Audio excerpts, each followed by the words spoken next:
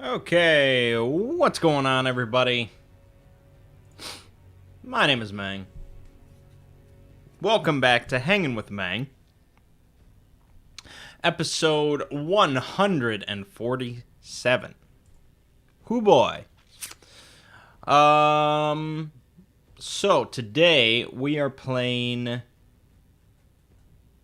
Duelist, which of course has been featured many a time on Hanging with Mangg. The reason we're doing it today is because the new expansion is out, Unearthed Prophecy, which has 90 plus new minion spells and artifacts. Unfortunately, I don't have any gold, and I don't feel like spending money on it, so I don't have any of the new cards, but we can always complete some quests.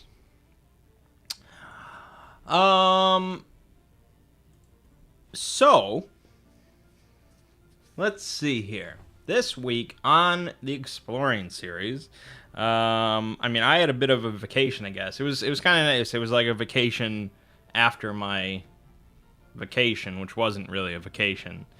But I put out the polls, of course, for the new series. And the results were a little surprising. I honestly thought I would be preparing to cover Warhammer 40,000, but now I am preparing to cover the Elder Scrolls. I know the Elder Scrolls is popular, of course, and I knew it would be up there, but it seemed like I always got more requests for Warhammer over anything else, but maybe I just noticed those more than anything else. I don't know. I'm not sure. So yeah, Elder Scrolls, obviously, it didn't sweep it, but it performed quite well, and so that won the first poll, followed by Warhammer, followed by Dune, actually. I thought it would be Warcraft, but it ended up being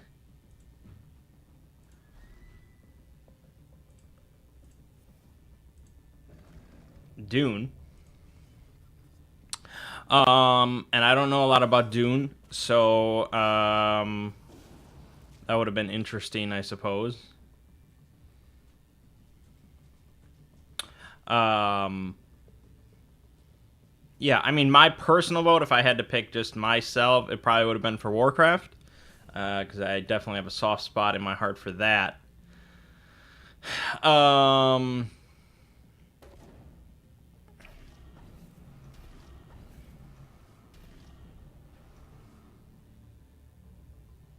But, Elder Scrolls is...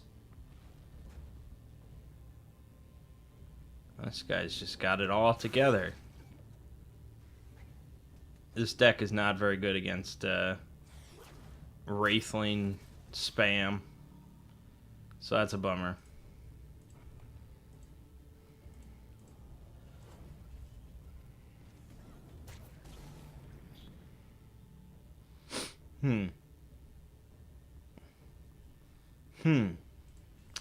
Anyways. So yeah, the community picks in the comments for the first poll. The highest rated was Stephen King's The Dark Tower series, and then number 2 was Halo, actually, which was kind of surprising. And so we have the second poll, which ends tomorrow, but Elder Scrolls is going to win. I'm glad that Dark Tower did not win. When the second poll started, Dark Tower is actually performing pretty well.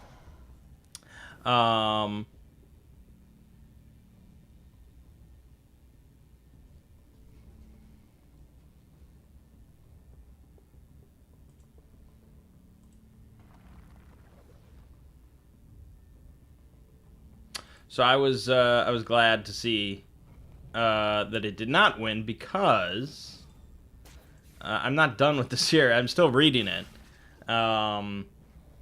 I'm enjoying it quite a bit. So if I had to actually do a series on it, I would have had to have spoiled the whole thing for myself, and that would have been a bummer. So I'm okay with it not winning yet.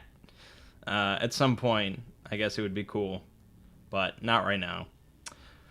So, the Elder Scrolls. And so while I saw that the Elder Scrolls was winning the polls this week, I decided what I'm going to do is do Let's Plays of all the Elder Scrolls games. Because I've really only played...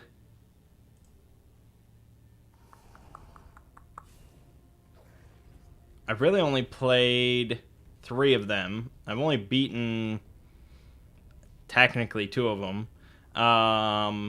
And so I'd like to play, play through the originals. And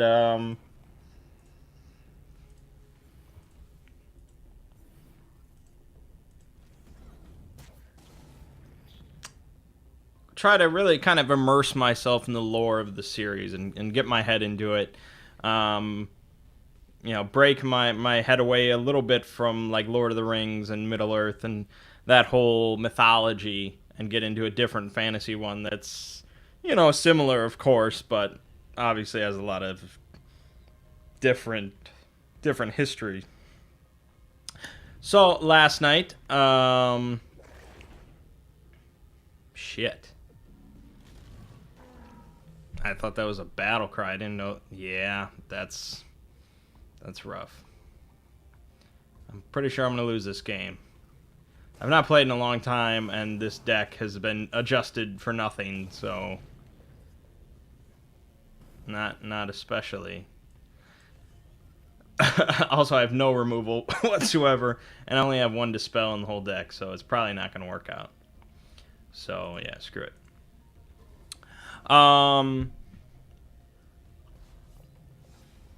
So last night I started playing the Elder Scrolls Arena, the first game in the series.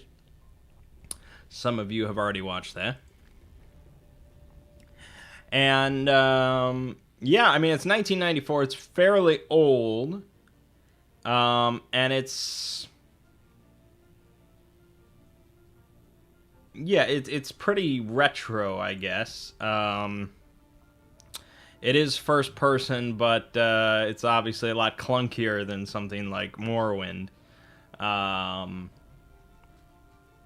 And I had heard that the opening dungeon was very brutal and would be really tough and just a big pain in the ass. And we actually, by the end of the video, I'll spoil, we did get out of it.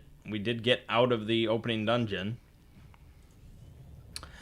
And I had a good time with it, with the first video, with the first hour or so. I had a good time with it.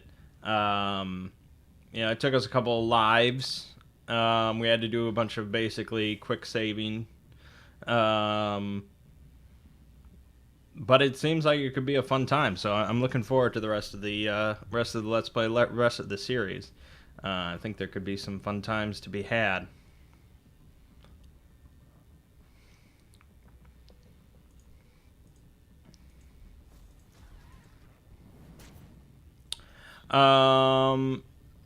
So that was the segue, I guess, into this week. On this channel, we did Nier Automata, which I gotta say, I'm not exactly loving it. I'm not like, oh man, I can't wait to play some more Nier Automata. Like, it's kind of like, oh, I guess I should.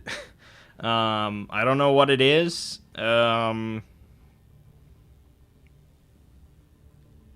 It's simultaneously like incredibly weird and Japanese and odd, and yet also really bland. It's odd. But yeah, just for whatever reason, I'm not that crazy about playing it. I am gonna keep playing it because I paid for it, so there'll at least be a couple more. But yeah, for whatever reason, I'm not too over the top about it.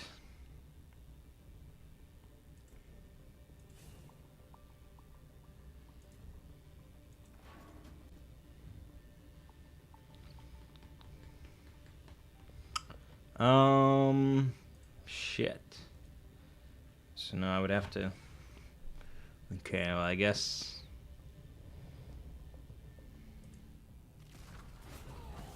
do that, and then do this to heal it, and then do this to hit this. Sure, and I'll replace that. And so yeah, Nier Automata is what it is. Also, Spirit Tracks, which also is what it is. Another game that I'm not that excited about playing. So yeah, it was kind of a rough week for Let's Playing, just because I was like, which is, partly why I started up the Elder Scrolls. And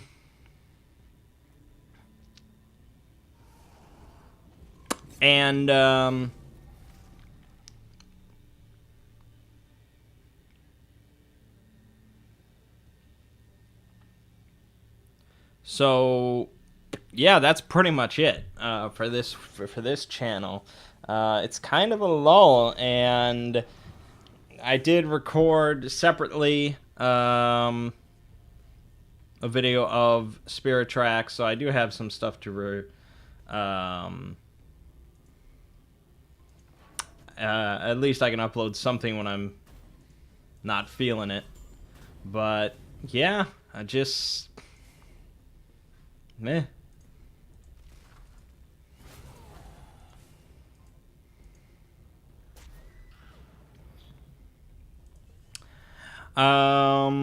Let's see then. So anyways, for the Exploring series, the first video of Elder Scrolls will come out the following Monday. And I think I'm just going to start with a timeline video. Because that's probably the most useful to me. To just look at it from, like, the broadest of scopes. And just be like, okay, this is the big events that make up the Elder Scrolls timeline, the Elder Scrolls history. This is all the big stuff. This is all the big pieces of the puzzle. And then after that, I can start getting into the nitty-gritty. And I don't know how long the series will be, but I'm pretty sure I can probably do a video on, like, each race, I would think. Probably shouldn't have dumped that. That was like my... okay.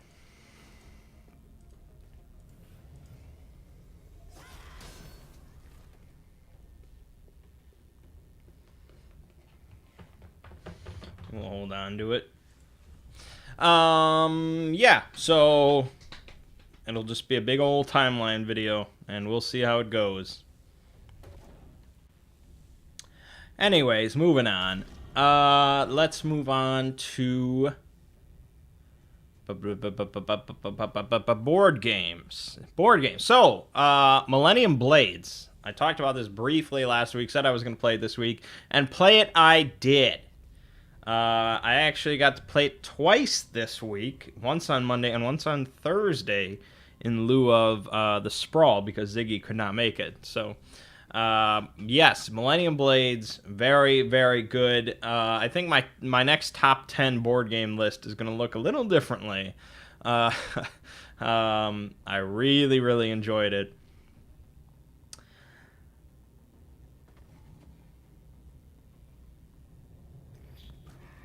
So what it is a CCG simulation, a CCG simulator. And... what that means is it's intended to give you the sort of the mental and emotional feeling that a CCG does at its heights, without any sort of the bad parts. So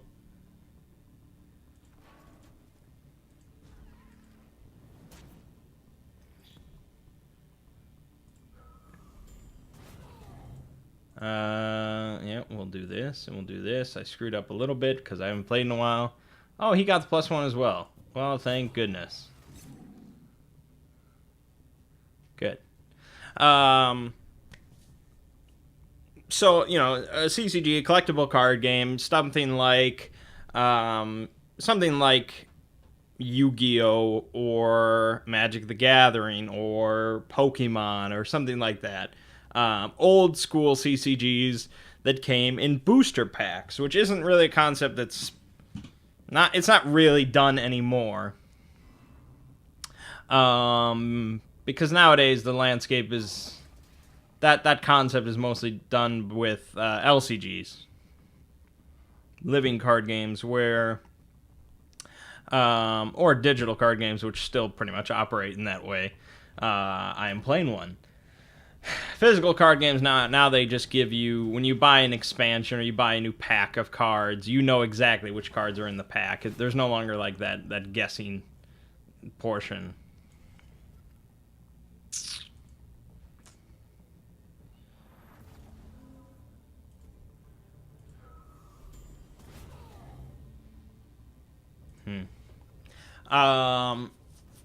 But digital card games, which I'm sure most of you are familiar with, where you buy packs, you know how you play Hearthstone, you buy packs of cards, and you don't know what you're going to get, and you spend a lot of money, and hopefully you get good, rare, legendary cards or something like that, or maybe even golden cards.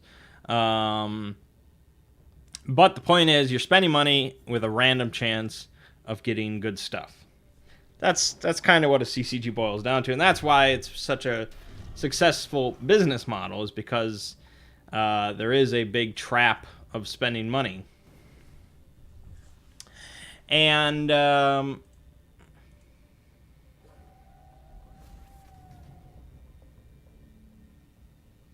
let me think how best to do this. Well, killing him and moving him here will probably do it. That's pretty simple. I'm surprised I won that game.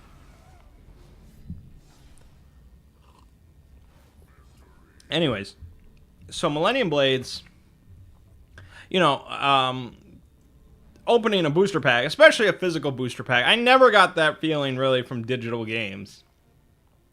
It's just kind of a slog. It's just like, oh yeah, okay.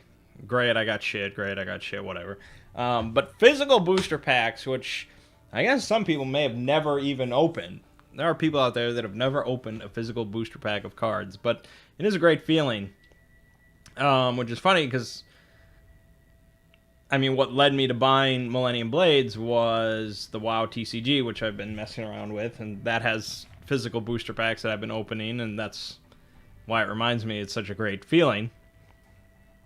So Millennium Blades, half the game is basically that kind of feeling. A little bit. It's not the exact same, but there is kind of a bit of that feeling. And the other half of Millennium Blades is the actual playing the game, the tournaments. Which, like, for me, the most booster packs I ever opened for a card game was for Pokemon. Because when I was younger, Pokemon was the shit. If you didn't collect Pokemon cards, there was no talking to you. You were a pariah. You were just no. There was no discussing anything with you. You were some sort of freak of nature. You were basically like Charlie from, you know, Charlie and the Chocolate Factory, because he couldn't buy any Wonka bars or whatever, and he was just like, look at this fucking loser. That's kind of how it was with Pokemon cards. And it's funny because this kind of blows.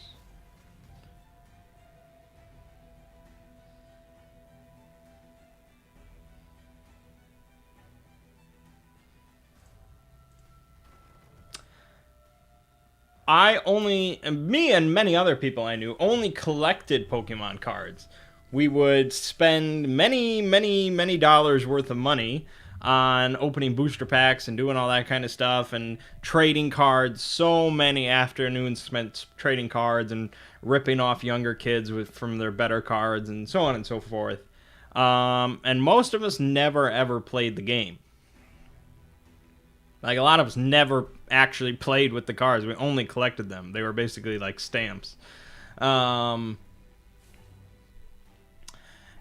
I never got into Magic the Gathering and things like that. And I also collected Digimon cards, but no one in existence ever played the Digimon trading card game. So, yeah, I never really played with any sort of booster pack type game until, like, Hearthstone. But Millennium Blades, half the game is Half the game is collecting, trading, buying, selling, and then the other half is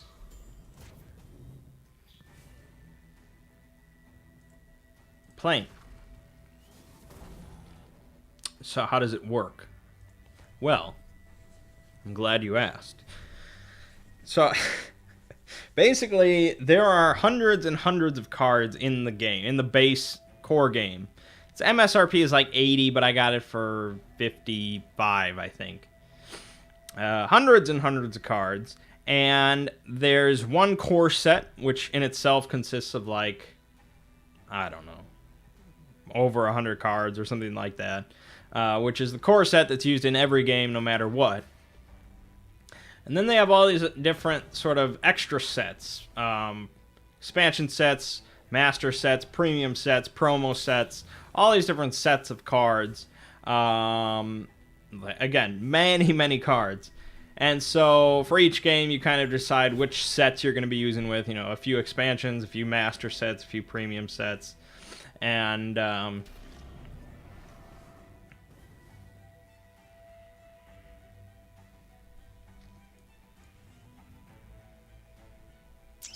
okay, can do that.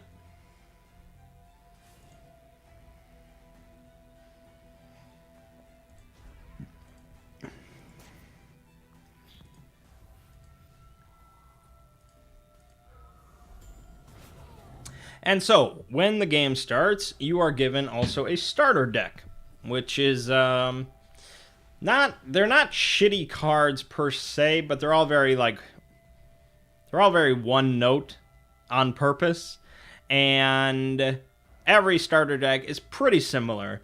And so as the game goes on, you're probably going to ditch almost all, if not all, of your starter deck cards, but you might keep one or two if they're good and they work with some of your new decks. And a deck in Millennium Blade consists of about 8 regular cards, a deck box card, and a couple accessory cards. So a deck is really only like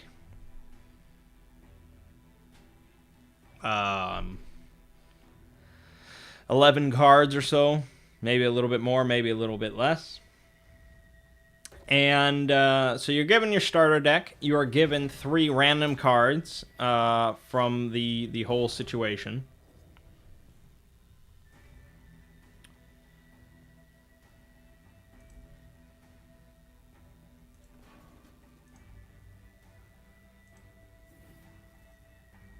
Yeah, I fucked that up, didn't I? Fucked it up real good. Oh, okay. And so when you start the game, when you set up the game, you take the core set, all your expansion extra sets, master sets, premium sets, you shuffle it all together in this huge stack of cards, and that is your store. So at the start of the game, you're given your starter deck and 3 random cards from the store, and that's how you start out. And then you go straight into the deck building, the first deck building phase. And this is a real-time phase. So everyone is acting simultaneously. There is a timer. It's counting down. The whole phase lasts 20 minutes. It's broken up into 3 different segments, but that doesn't really matter. And basically, you are, over the course of that 20 minutes, you are given 12 free cards from the store. Randomly, you're just handed them for free. So in your hand at the start of the game, through the first deck building phase, you're given 26 or so, roughly, free cards. And during the deck building phase, you are also given 30 Millennium Bucks. So the money in the game, Millennium Dollars or Millennium Bucks or whatever, is very, very cool. It's some of the best money I've ever had in a game, especially for this type of game. It's paper money, which is normally just horrible. Like, you really can't even like ship a game nowadays with paper money. But it's not just a piece of paper money. Instead, it is a stack of paper money. So what they do is you take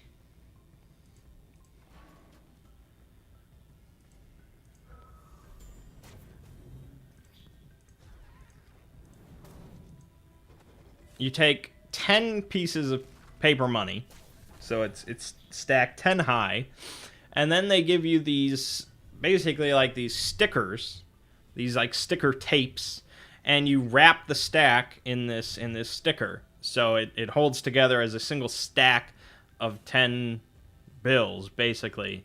But like that stack of 10 counts as $1. And so when you buy a random card off the store, it might cost 3, 4, 5, or $6. So you're throwing down like 6 stacks of cash, and it feels oh so good to throw down stacks of money like that. It's really nice. It adds to the theme tremendously.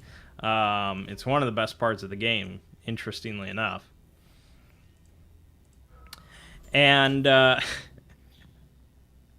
so yeah, so you're given money. You're given $30. Everyone's given $30, and you can buy random cards from the store. They're face down, and when they're face down, you get sort of an indication of what types and what elements of cards are in there, but you don't really know what the card is at all.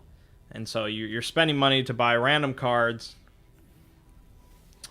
or you can sell your cards on the aftermarket, and when you sell cards that way, you're given money from the bank, and of course you can buy other people's cards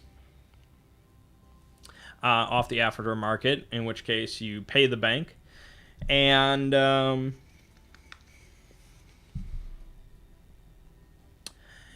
you can also trade cards and sell cards directly to other people. So you can do things that way.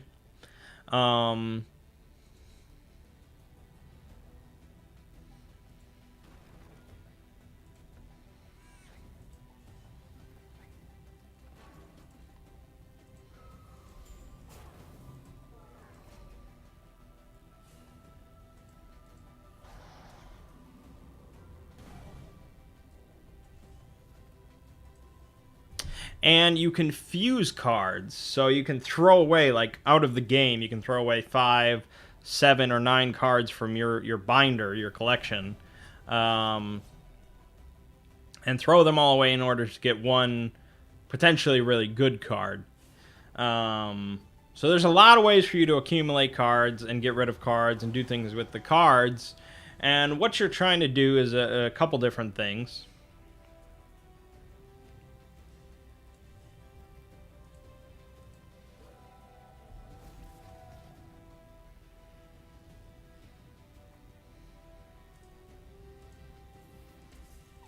You are trying to, one, build a deck.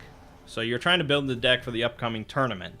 And there are countless options for you for making a deck.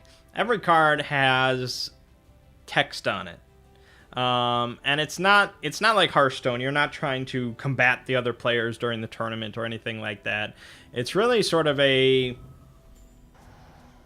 multiplayer solitaire thing, but not quite, because you can fuck with other people. But mostly you're trying to score a lot of points during the tournament using your cards. So a lot of cards will have different ways of scoring you points.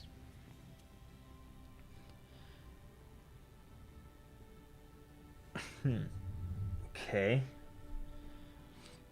Let's get rid of that. Okay, so I guess that's my best bet.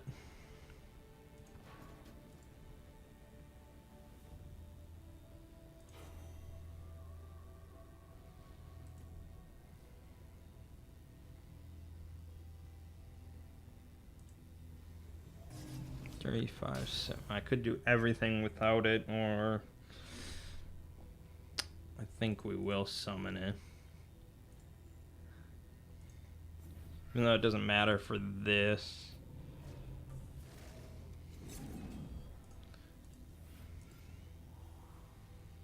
There we go. So yeah, there are so many options, because you're basically, throughout the tournament, you're probably going to play about 6 cards, and they all have ways of sort of interacting with other cards in your set and other cards on other people's, and there's so many different ways to score, and there's like battle cries, basically. There's you can flip over cards, and so some cards do good things when they get flipped over, other cards do bad things when they get flipped over. There's just so much to it, surprisingly.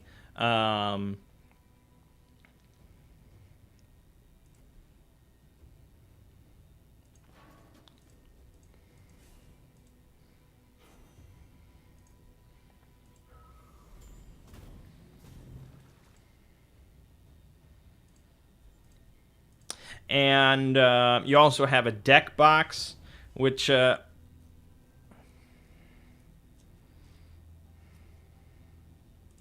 offers you sort of alternate ways to score and get points. And then you also have accessories, which can protect you from opponents, but also can give you other options. And so there's a lot going to it. And so when you're doing these, 20 minutes sounds like a lot of time to just mess around with some cards, but 20 minutes when you're trying to evaluate dozens and dozens and dozens of cards that are coming past you, and you're buying random cards, and you're selling cards, and you're trading cards, and you're doing all this kind of stuff, and you're trying to make the best deck that you can. And so for someone that, for the first time you'll ever play, it's very daunting, and so it's nice that we're all newcomers. Because if there was one experienced player in there, it would have been pretty rough, because once you've played a lot, you probably know a lot of the cards, and you know what's good and what the combos are. It seems like something an experienced player would probably kick new people's ass. But also, while you're doing the deck building phase, you also want to build a collection, which is... specifically, it's a set of cards, more than one, up to, I think, 8. So between 2 and 8 cards. And they all have to have the same element on them, listed on them, or the same type listed on them. And there's like 6 of each. So you're getting, again, you're just getting like dozens of cards. And so you're trying to figure out, okay, which of these cards is good? Which of these cards do I want to put into my deck, and which of these cards working together is going to give me the highest amount of points during a tournament, and am I going to be protected against other people, or am I going to be the one that's going to be fucking with other people? You're going to be doing all these things, and then you're going to think about, okay, which of these cards, which of these do I have the highest amount of similar element, or which of the ones with the highest similar type that I can put into a collection, and also that I don't really care about later on, and I can just all throw together and I don't care. There is a lot to it, as you might guess.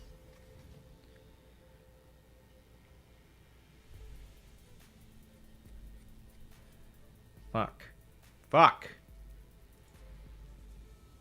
I don't want to do this at all. That's really bad. And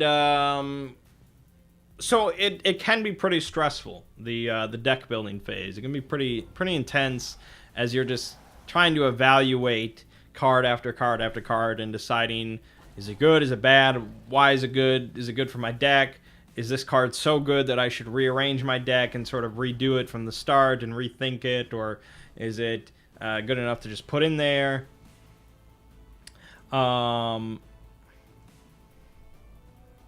There's a lot of shadow creep, man.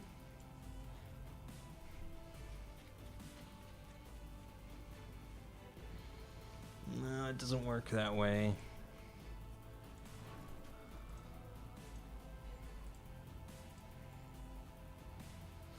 Yeah, it can be pretty stressful, but a hell of a lot of fun. And so then after the 20 minutes is up, you go to the first tournament. And so you're all one by one in turn. You're going to be playing a single card down to the table. And you have your little tableau, and you're going to try and get the most points. And while you're doing that, if you are the one fucking with everybody, you're going to try to see when your best opportunities are to mess with people, what cards are the best ones to mess with other people, and so on and so forth.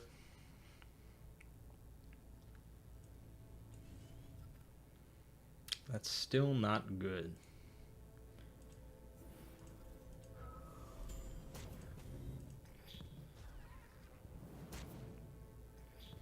And if you're the person who does not want to be messed with, it can be a lot more tense because you are sitting there just hoping desperately that they don't, like, the asshole does not pick on you. And be like, no, just pay no attention to this card. It's not important. It doesn't do anything. It's a stupid card. I don't know. I put it in there randomly. I don't know why. And then, because if they flip it, it's like deactivated, it's worth nothing, and your whole plan is ruined, and you lose the tournament, and so on and so forth. So that can be pretty tense. Shit.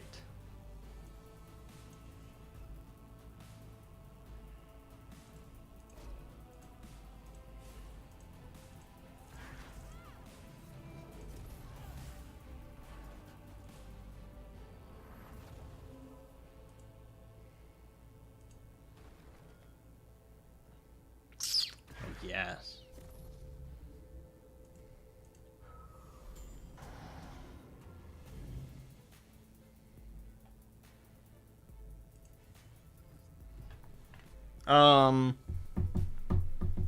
So yeah, so after the tournament, then you get points. You usually get like a random prize card. Everybody gets a prize card because they participated. And then you go back to another deck building phase, another 20 minutes of that. So you do a second deck building phase, you do a second tournament, then you do a third deck building phase, and then a third tournament. And so you're going to be going through many, many, many, many cards. And your deck might not actually change that much. After the first deck building phase, you might find something you think really works, or maybe you're just really stubborn, and so you just kind of stick with it. And you just sort of tweak it a little bit, I suppose.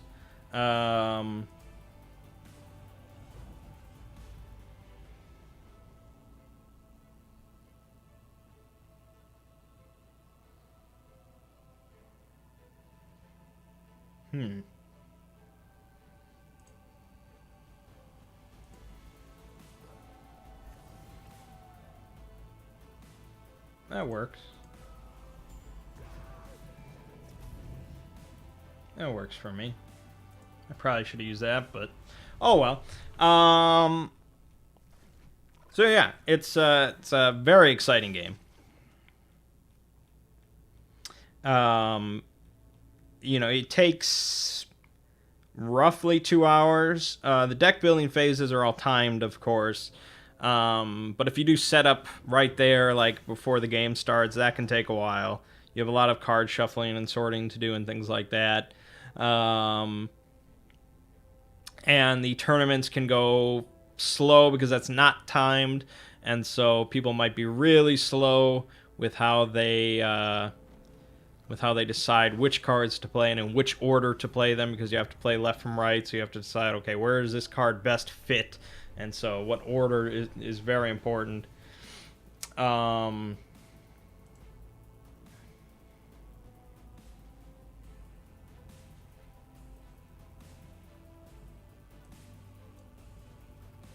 Thank Jesus. Get wrecked.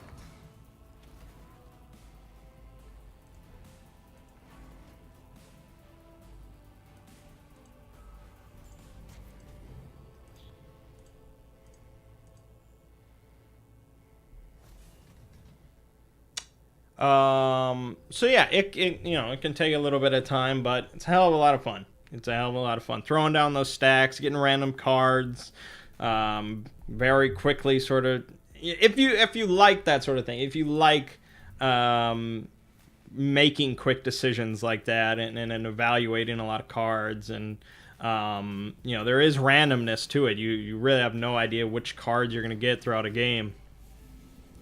But if you like that sort of thing, it can be a hell of a lot of fun.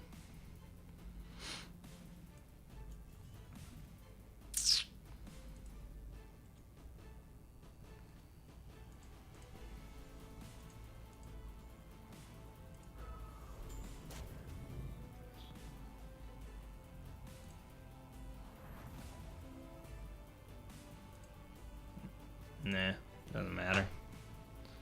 Does not matter to me. So yeah, we played it twice, and we had a 4-player game, and then we had a 3-player game on Thursday, and I think I got second place the first game, and first place the third game. So that was nice.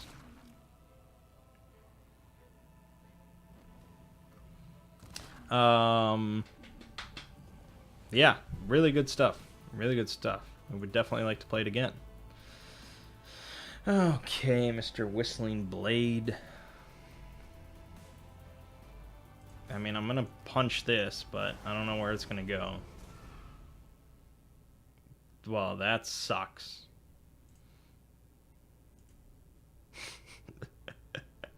That definitely sucks.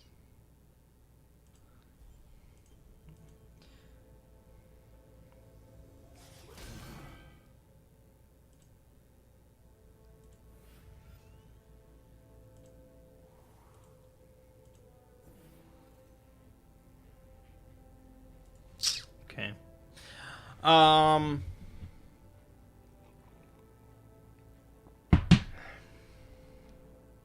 Could he have moved? I honestly don't know. I didn't even think about it.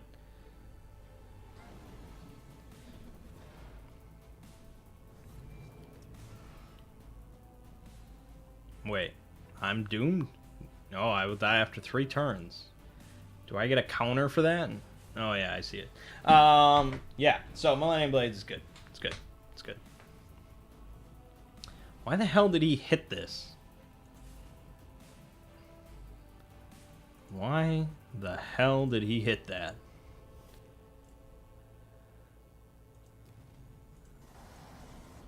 Okay, I'll take my win. Other than that, the WoW TCG, I'm now, I guess, ready to play with a group of 4. I have 4 decks with 60 cards each, so they're all full legal decks, I'm pretty sure. I have no idea how good they are. There's a lot of like just random cards thrown in there, so they could be pretty shit. And I also have the Onyxia Raid deck, which means you can do 1 versus everybody. And that I'm a little concerned about, partly because the decks that I have are probably shitty. And 2...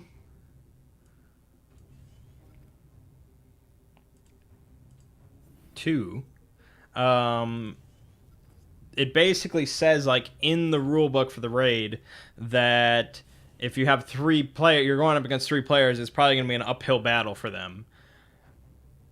Whereas 4 is probably sort of balanced, and 5 is a little easier for the players. So 3, so they're undermanned and they're underpowered probably. Means that Onyxia has a pretty good chance of winning. So I don't know. But I spent too much money putting it together, so it kind of needs to happen. It kind of needs to happen. There's an odd place to put your ranged character, but okay.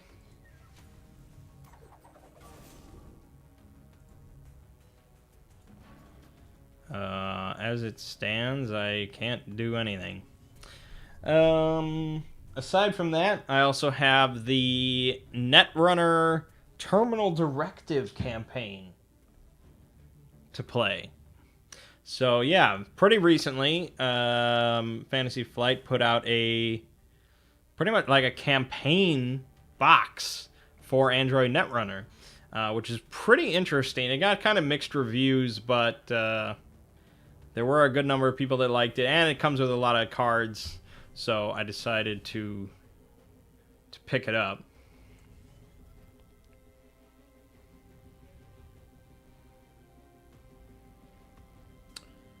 If I do that, I can't play both.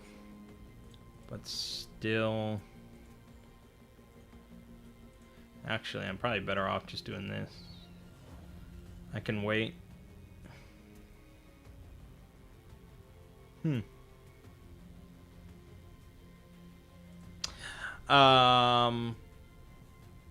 yeah, it's a campaign that it's kind of a legacy game in a bit of a sense, because it has a story, it has like text, and you open like secret packs as you play through the campaign, and you're trying to complete objectives. Like the game itself is still Netrunner, so it's still court versus runner, but both sides are going to get like new objectives as they play through the campaign that are like, you know, an objective might be like trash 4 runner cards or something, or that's like a task or something like that. And so, okay, that kind of hurts.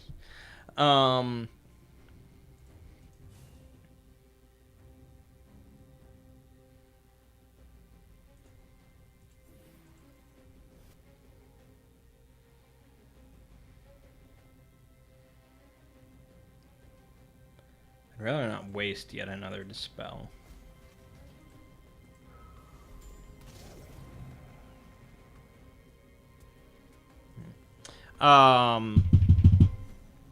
So yeah, both sides will get different tasks that they are assigned to do, and as you complete tasks, you unravel more of the story.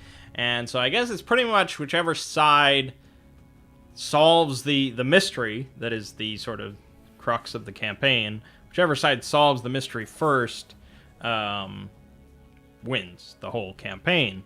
But aside from that, I mean, I've only read the basic rules, and I haven't opened, obviously, any of the secret packs, so I'm definitely curious to see how it goes. I imagine I'll end up winning the campaign, but hopefully it's a little bit interesting. And on the even more plus side,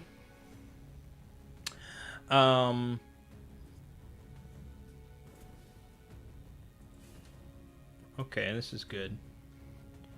I can live with this. 3, 3, 2, heal. Battle Pet.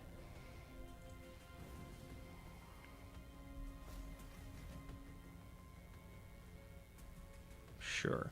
On the plus side, the little expansions for Arkham Horror are finally coming back in stock, which is great news. So I've got the first couple little expansions on the way. And so after we do the Netrunner campaign, we can go back to Arkham Horror and have a great old ball of fun with that, because it's cooperative. So that's that. There was no Sprawl this week, as I said, and as you probably know, because Ziggy was preoccupied.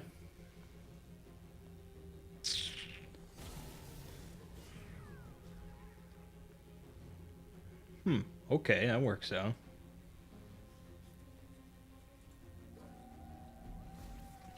Unfortunately, I can't use Dancing Blades, so we'll have to do this.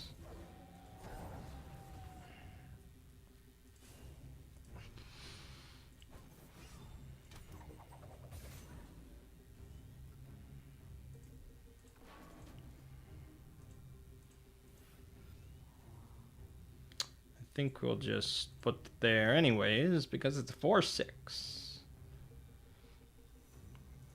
Yeah, so there's no Sprawl, so we played Millennium Blades instead. Hopefully we'll get back to Sprawl this next week because we did all that. We spent a whole session preparing for a job. It would be nice to actually go and do the job.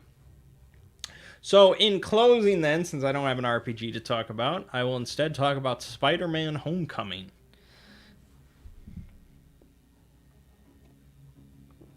So, as we were walking out of the theater, I looked to all my friends, and there was a lot of them. Many people came to see this movie. There was a lot of them. I looked at all of them, and I say, well, that sucked.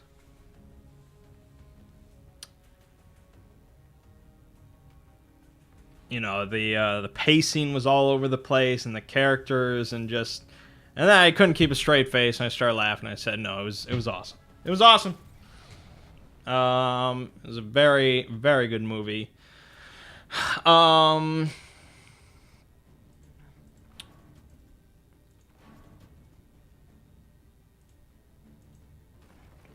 You know, I don't know. I don't know if it was.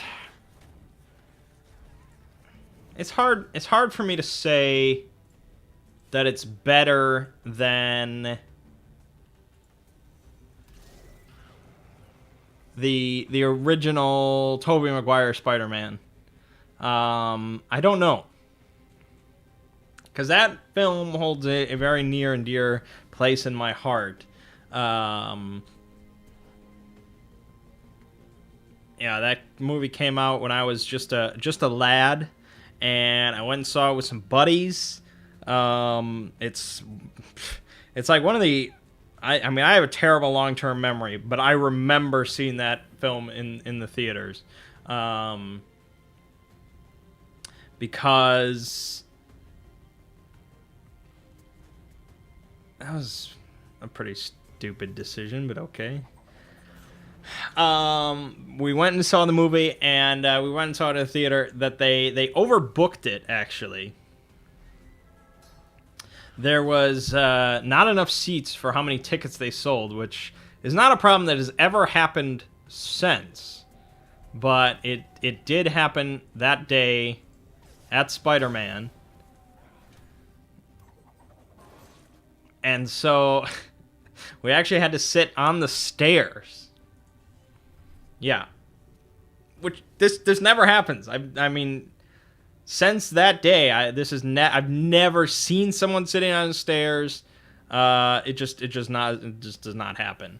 But that day, that fateful day when we saw Spider-Man in the theaters, we sat on the stairs, 4 of us on the stairs, and made all the more humorous by the fact that I spilt both my soda and my popcorn all over those stairs. So you get the nice sticky bedding with the soda, and then you make sure all the popcorn sticks on top of it.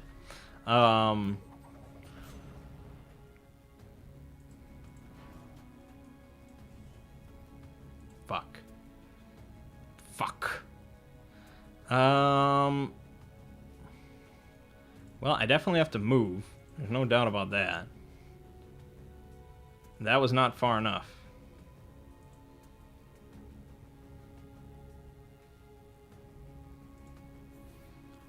Well, no. Well, shit.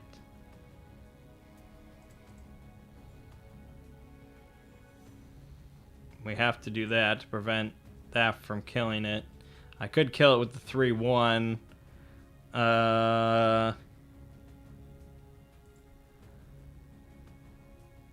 I guess I have to, because I'm not going to be able to burn him down. That 8-8 is pretty scary. But if he just has any sort of removal, he does not. Okay, good. So we can still maybe do something. Depends on if he moves. Why wouldn't he move? Didn't move. It's an interesting choice. Okay, I either replace this and hope for something useful, or I play this and hope for a really good card. I guess we play it and hope for a really good card.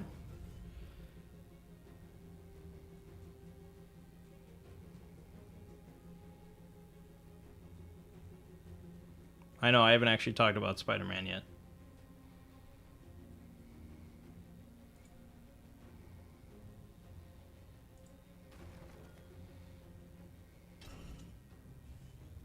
Yeah, I'm dead no matter what. Okay, that's fine. Alright, so Spider-Man Homecoming, it's a very, very humorous movie. I'll say that. A grand majority of the film is just meant for humor's sake. Which is... I'm fine with that. I like humor. I think superhero films generally should be pretty humorous. Unless they're going in the opposite direction, and which is much trickier to do because you're dealing with very ridiculous concepts. You can have serious superhero stuff. It's just it has to be done a lot more delicately than DC, for the most part, has been doing.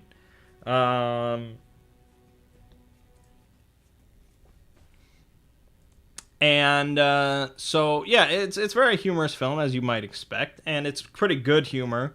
There are many laughable moments. The acting very good across the board. I do like the new Spider-Man kid. I think he's pretty good. Again, I don't know. I think. Yeah, I mean, it's hard to say. Tobey Maguire felt a lot older because he was a lot older. This kid oh shit, hold on.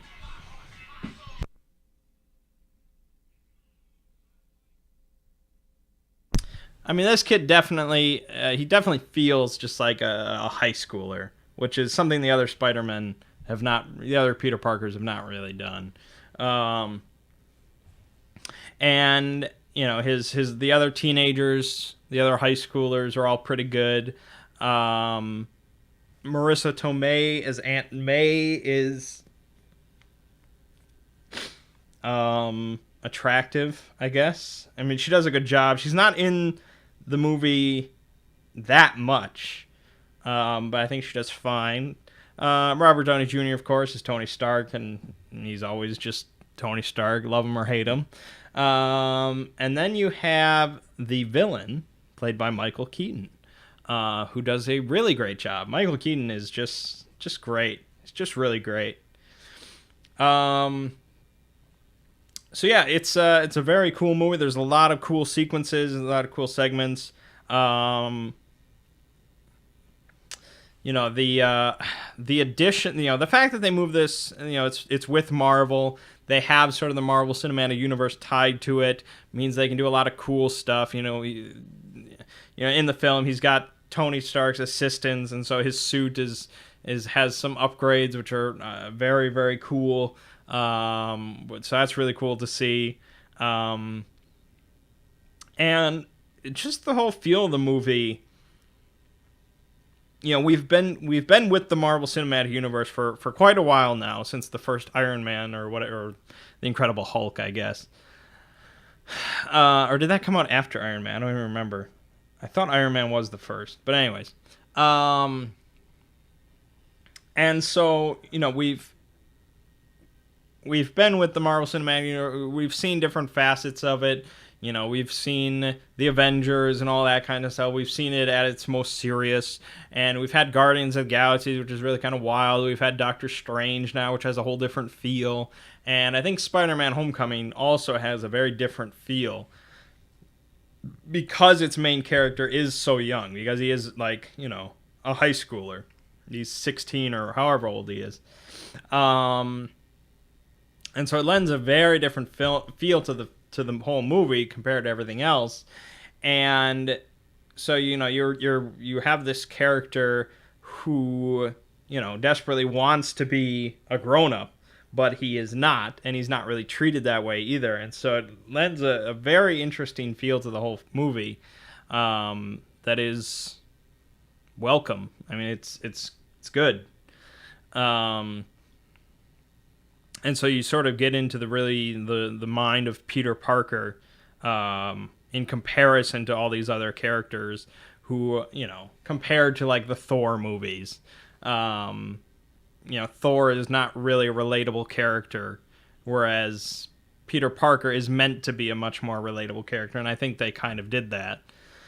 So yeah, the movie's very good. I mean, if you haven't seen it by now, you absolutely should if you have any interest in comic book films. I liked it way more than Wonder Woman, personally. The villain, Michael Keaton playing the Vulture, very, very good villain. And a lot of people are saying that. That he had a very sort of, again, sort of a, I guess, sort of a relatable, a sympathetic villain in a way, which is a difficult thing to do, but I think they did a great job. Michael Keaton did a great job. So yeah, I'm very excited about the future of this Spider-Man, much, much, much more so than the Andrew Garfield Spider-Man. It's very nice to have him part of the whole Marvel thing, and yeah, it's really good stuff. Definitely happy with it. I'm not the biggest Spider-Man fan in the world, but I have seen all the movies now. It might be the best. If I put nostalgia aside, yeah, it probably is the best. But I mean, Willem Dafoe as Green Goblin. I don't know. This week we have War for the Planet of the Apes, which is getting just absolutely rave reviews, which is shocking. I gotta be honest, it's pretty shocking. I would not have expected that.